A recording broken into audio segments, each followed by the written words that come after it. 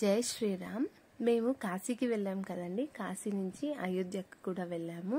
అయితే నేను అయోధ్యలో కొనుక్కున్న బాలరాముని విగ్రహం అన్నమాట. విగ్రహం చూపిస్తున్నాను చూడండి, ఎంత డీటెయిలింగ్గా ఉంది. వర్క్ అయితే చాలా బాగుంది, ఫినిషింగ్ కూడా చాలా నీట్గా ఉంది. 500 చెప్పారు, 350కి ఇచ్చారనమాట. అయోధ్యలో అయితే రాముల వారు చాలా అంటే చాలా బాగున్నారు. చూడాల్సిన ప్లేసే నిజంగా అయోధ్య కూడా.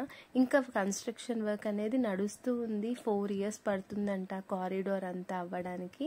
అక్కడ కూడా చాలా ప్లేసెస్ ఉన్నాయి చూడడానికి. మేము వెళ్ళిన ప్లేస్లో ఇది ఒకటి అనమాట. ఇది ఏంటంటే ప్యాలెస్. సీతమ్మ వారికి రాముల వారు గిఫ్ట్ కింద ఇచ్చారంట. ఫస్ట్ టైం ముఖం చూసినప్పుడు రాముల వారు సీతాదేవికి గోల్డెన్ ప్యాలెస్ రాసిచ్చారంట. ఇది ఆ ప్యాలెస్ అనమాట. ప్యాలెస్ మొత్తం చాలా పెద్దది, చాలా బాగుంది.